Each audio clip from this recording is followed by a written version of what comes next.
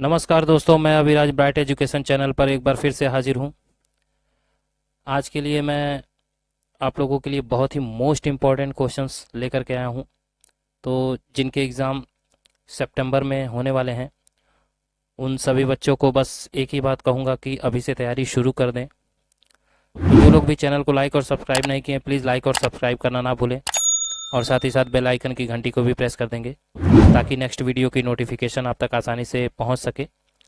तो operating system के कुछ मोस्ट इम्पॉर्टेंट क्वेश्चंस जो कि न्यू सिलेबस पे बेस्ड हैं इस सत्र के, तो उस पे मैं आप लोगों के लिए बहुत ही अच्छे से समझाने की कोशिश करूंगा और नए नए क्वेश्चंस इसमें डाले हैं मैंने। तो चलिए बच्चों, शुरू करते हैं आज का सेशन बिना समय गंवाए। आज का पहला क्वेश्चन है, इनमें से कौन मानक द्वारा परिभाषित मूल अल्फा न्यूमेरिक टेक्स्ट और प्रतीकों को संग्रहित करता है? ठीक है, ANSI, HTML, RTF या नन ऑफ दीज, इनमें से कोई नहीं। तो क्या हो जाएगा राइट आंसर? तो कौन परिभाषित करता है? अल्फा न्यूमेरिक टेक्स्ट और प्रतीकों को संग्रहित करके। तो इसमें देखिए ANSI, ठीक है, आपके एग्जाम में ये इसी तरह से ठीक पूछा जाएगा। तो ANSI जो है आपका जो हो जाएगा राइट आंसर, ठीक है, ऑप्शन ए। चलिए दोस्तों, अब नेक्स्ट, किसके भीतर आप फॉन्ट स्वरूपण, पैराग्राफ ग्रुप और पेज लेआउट तत्वों को नामित कर सकते हैं? मतलब कि जो भी पैराग्राफ ग्रुप है या फिर फॉन्ट है, उन सबको आपको एक नेम के रूप में इंडिकेट करना होगा। तो किसका यूज करेंगे ये पूछ रहा है, ठीक है, PDF का, ODF का, RTF का या नन ऑफ दीज, इनमें से कोई नहीं। तो क्या हो जाएगा राइट आंसर? RTF, ठीक है, RTF का हम यूज करते हैं। Option C is the right answer. चलिए दोस्तों, अब नेक्स्ट, ग्राफिक्स के भंडार के लिए किस मानक को तथा उच्च गुणवत्ता लेकिन उच्च फाइल आकार को शामिल करते हैं? बताइए, HTML का, बिटमैप ग्राफिक का, MS पावर पॉइंट का या ऑल ऑफ दीज, किसका यूज करते हैं भाई? बताइए, ग्राफिक्स के भंडार के लिए पूछ रहा है।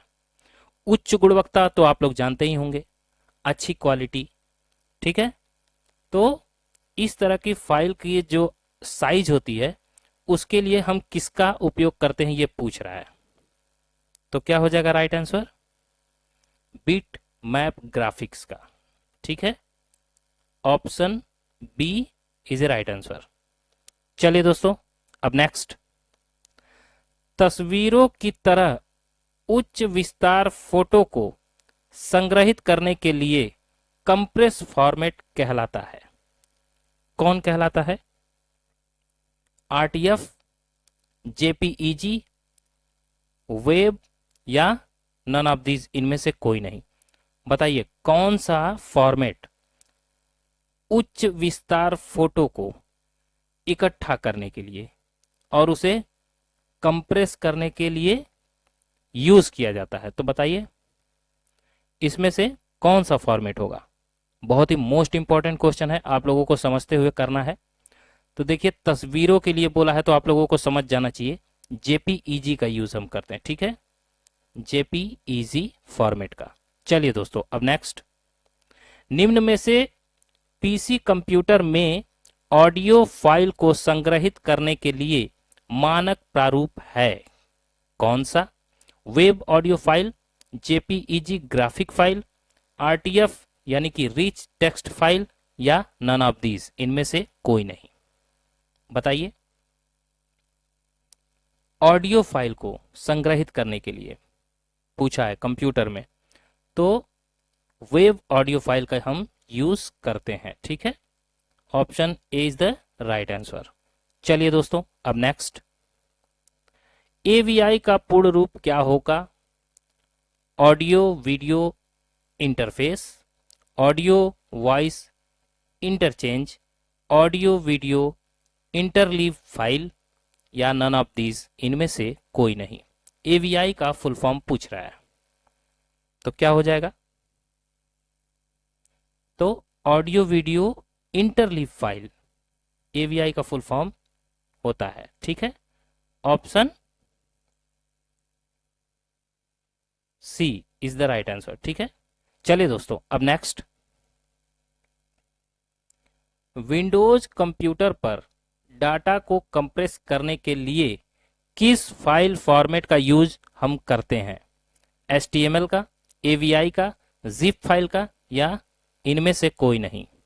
तो देखिए, किसी भी डाटा को कंप्रेस करना होता है या किसी फाइल को कंप्रेस करना होता है तो कौन से फॉर्मेट का हम यूज करते हैं, यही पूछ रहा है। तो बहुत ही आसान है, आप लोग यूज किए होंगे, जिप फाइल का यूज करते हैं। ठीक है, option C is the right answer. चलिए दोस्तों, अब नेक्स्ट, माइक्रोसॉफ्ट एक्सेल में बनाई गई फाइलों की पहचान करने के लिए किस एक्सटेंशन का उपयोग हम करते हैं? MS वर्ड फाइल यानी कि .doc, MS एक्सेल यानी कि .xls, MS पावर पॉइंट यानी कि .ppt, या नन ऑफ दीज, इनमें से कोई नहीं? बताइए क्या हो जाएगा इसका राइट आंसर? एक्सेल में बनाई गई फाइलों की अगर आपको पहचान करनी है तो MS एक्सेल यानी कि .xls का यूज हमेशा होता है, तो इसी से आप पहचान कर सकते हैं, .xls लिखा होगा उस पे। ठीक है, चलिए दोस्तों, अब नेक्स्ट, CSV का फुल फॉर्म क्या होगा आपको बताना है। Comma separated values file, compress software values file, common service values file, या नन ऑफ दीज, इनमें से कोई नहीं? तो क्या हो जाएगा right answer? Comma separated values file, option A is the right answer. ठीक है दोस्तों, चलिए अब नेक्स्ट, कौन सा टेम्पलेट टेक्स्ट डॉक्यूमेंट के लिए डिफॉल्ट स्टाइल और पेज लेआउट को शामिल करता है? बताइए।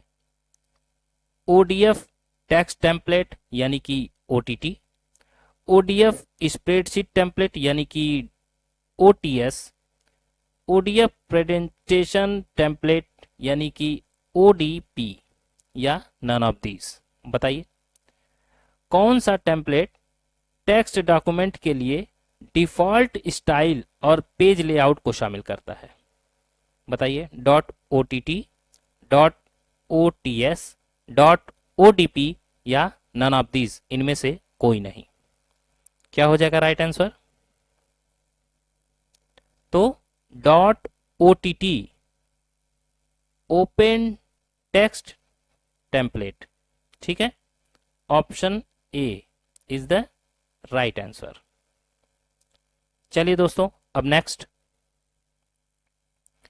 किसका उपयोग ओपन ऑफिस एप्लीकेशन के writer, word processor, Calc spreadsheet programme और इम्प्रेस जैसे फीचर को जोड़ने के लिए किया जाता है? बताइए। लिब्रे ऑफिस प्रेजेंटेशन .ODP का, या लिब्रे ऑफिस एक्सटेंशन .OXT का, या MS वर्ड .doc यानी डॉक्यूमेंट का, या नन ऑफ दीज, इनमें से कोई नहीं? तो क्या हो जाएगा राइट आंसर?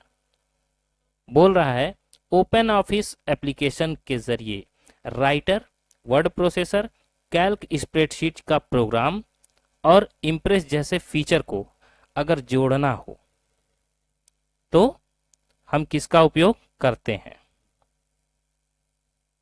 बताइए। तो .OXT का, मतलब लिब्रे ऑफिस एक्सटेंशन का।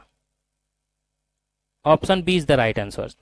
ठीक है दोस्तों, चलिए अब नेक्स्ट, निम्नलिखित में से कौन डेटा फाइलों का एक संग्रह संग्रहित करता है जिसमें डेटाबेस शामिल होता है? एमएस एक्सेल, स्प्रेडशीट, डेटाबेस या नन ऑफ दीज, इनमें से कोई नहीं। बताइए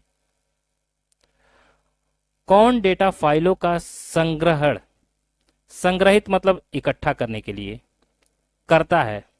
बताइए। Dot XLS, dot ODS, dot ODP, sorry ODB या नन ऑफ दीज, इनमें से कोई नहीं। तो डॉट ओडीबी यानी कि डेटाबेस, ठीक है, option C is the right answer. अच्छे से समझते हुए आपको करना है क्वेश्चन, ठीक है दोस्तों। चलिए अब नेक्स्ट, मोबाइल फोन और टैबलेट के लिए ऑपरेटिंग सिस्टम है कौन सा इनमें से? एंड्रॉयड ओएस है, आईओएस है, विंडोज ओएस है या ऑल ऑफ एबव? सभी। मोबाइल फोन और टैबलेट के लिए पूछ रहा है कि ऑपरेटिंग सिस्टम इनमें से कौन है, तो देखिए सभी हो जाएगा इसका राइट आंसर, ठीक है। सभी का यूज हम करते हैं, सभी ओएस है, ठीक है, जिसका उपयोग हम मोबाइल फोन और टैबलेट के लिए करते हैं। चलिए दोस्तों अब नेक्स्ट, निम्न में से कौन ऑपरेटिंग सिस्टम को रैम में सर्च एवं लोड करने के लिए रिस्पॉन्सिबल है? कौन सा ऑपरेटिंग सिस्टम है जो रैम में सर्च एवं लोड करने के लिए उत्तरदायी होता है? बताइए। Boot strap loader, BIOS, CMOS या नन ऑफ दीज, इनमें से कोई नहीं। तो क्या हो जाएगा right answer? Boot strap, option A is the right answer, ठीक है दोस्तों। चलिए अब नेक्स्ट, जीयूआई का पूर्ण रूप क्या होगा? Graphical user interface, gross user interface, graphical universal information या नन ऑफ दीज, इनमें से कोई नहीं। तो जीयूआई का जो फुल फॉर्म होगा वो आपको बताना है। तो क्या हो जाएगा right answer? Graphical user interface, option A is the right answer, ठीक है दोस्तों। चलिए अब नेक्स्ट, इसी तरह से आपके एग्जाम में क्वेश्चंस आते हैं, आप लोग बिना घबराए शांति से आराम से कीजिएगा, निश्चित तौर पे आप लोग अच्छे मार्क्स से पास हो जाएंगे। बिग डाटा एनालिटिक्स के लिए निम्नलिखित में से कौन सहायक है? Cloud storage, social network, e commerce या ऑल ऑफ दीज, इनमें से सभी। बिग डाटा एनालिटिक्स के लिए पूछ रहा है कि इनमें से कौन यूज होता है, कौन से सहायक हैं? तो ऑल ऑफ दीज इसका राइट आंसर हो जाएगा ऑप्शन डी, ठीक है, ये सभी बिग डेटा के लिए यूज होते हैं, ठीक है दोस्तों। चलिए अब नेक्स्ट,